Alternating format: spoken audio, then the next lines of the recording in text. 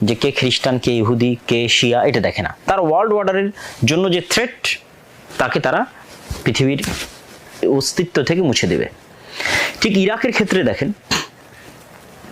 ইরাকে বলা যায় 2001 সালে যে হামলা, 2003 সালে যে হামলা ইরাকে চালানো হয়, আর আফগানিস্তানে চালানো হয় 2001-এ, আর 2003-এ হচ্ছে ইরাকে।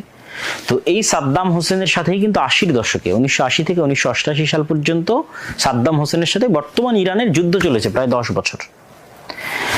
এবং সেই শত্রুতার কারণে, তথা ইরাক এবং ইরানের ধর্মীয় শত্রুতা অথবা আরব এবং পারস্য জাতীয়তাবাদের শত্রুতার কারণে আমেরিকা যখন ইরাকের উপর আক্রমণ চালায়, তখন কিন্তু ইরান প্রত্যক্ষ এবং পরোক্ষ সহযোগিতা করেছে। সে কিন্তু আক্রমণে বাধা দেয়নি। এবং আমরা দেখেছি আমাদের চোখের সামনে ঈদুল আজহার দিন সাদ্দাম হোসেনকে ফাঁসি দিয়ে হত্যা করা হয়েছে।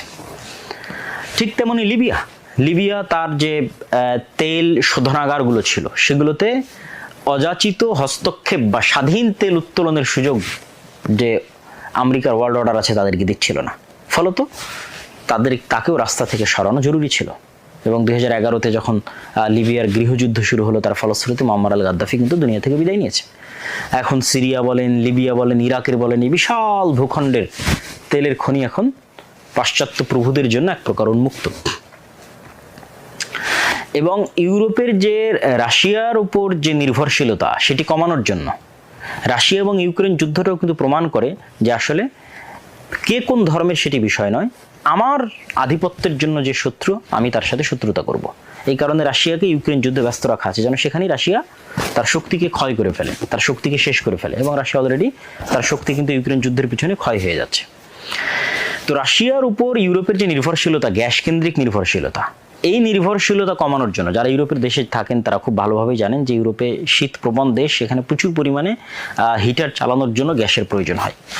তো সেই গ্যাসের নির্ভরশীলতা ইউরোপের উপর কমানোর জন্য যদি কাতার বা এই ধরনের দেশ থেকে গ্যাস নিয়ে যেতে হয়, তাহলে আপনাকে সিরিয়া এবং তুরস্কের মধ্যে দিয়ে পাইপ লাইন তৈরি করে নিয়ে যেতে হবে। সেই পাইপ লাইনটা সিরিয়ায় বা আমেরিকার পক্ষের সরকার তৈরি না হওয়া পর্যন্ত কিন্তু সেটি নিয়ে যাওয়া সম্ভব ছিল না। দেখা যাচ্ছে এই পাইপলাইন নিয়ে যেতে যদি তুরস্ক বাধা তৈরি করে, তাহলে ইরানের পরবর্তী টার্গেটে তুরস্ক পরিণত হবে, তথা ইরানের পরবর্তী যাকে ধরা হবে সে হচ্ছে তুরস্ক।